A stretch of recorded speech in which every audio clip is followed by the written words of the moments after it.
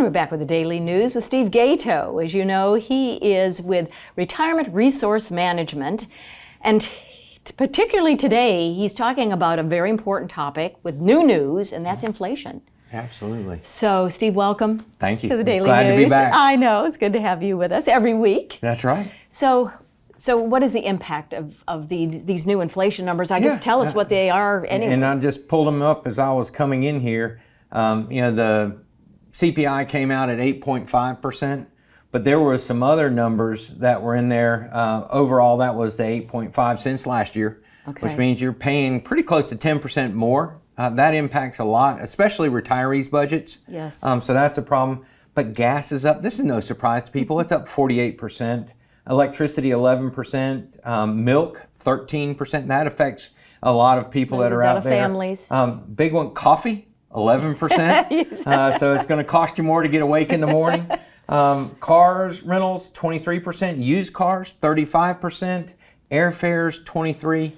And so all of those numbers means that your dollars aren't going to go as far as they did in the past. And so there's also some good news. Yes. Good news as we continue to work on our plan and not our portfolio for retirees, as I am.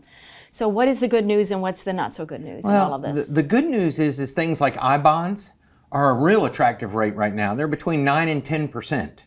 That's risk-free money. So that's, for short term, that's a good thing. You got to watch it because when inflation goes back down, so will they.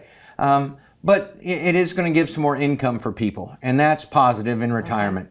The downside is all this comes at a cost. So when the Fed is probably going to increase interest rates, and when that happens, that means the cost of borrowing affects you and me, but it also affects our national debt. And when that goes up, that means that taxes are probably going to go up in the future. So there's no perfect world. They've got to raise interest rates to slow down inflation. That's just mathematics and economics. But it does impact it. Do you think we're going to go into a recession?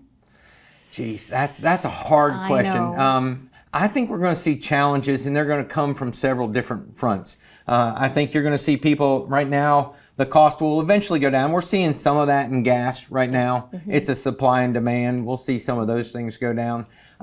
Fundamentally, we've got challenges. There aren't enough people working. Right. And unemployment is great, but there's a lot of jobs that are out there. Right. And people are having to pay more for those jobs. Once these stimulus programs all dry up, that was one of the causes of this inflation. There was too much money that came into the economy in a short period of time. And if that slows down, interest rates go up, we should see some curbing. But that's going to come with some short-term pain for a lot of people. So what should we do right now? We're in the middle of April, basically. Is there anything that we should change in our planning process? Yeah, and now's a great time. So we were going to talk about the Secure Act. We'll talk about that next week. But one of the things that's real important there is how the inherited IRAs come in and the taxation of those. We have until 2026 to get our house in order. And look at how and when we pay taxes, because that will be an important thing.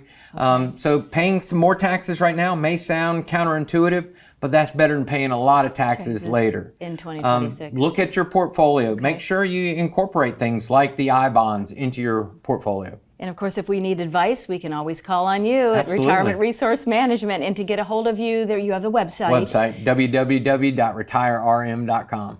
Steve Gaito, thank you for being with us once again, and we'll see you again next week. Sounds good. And we'll be right back.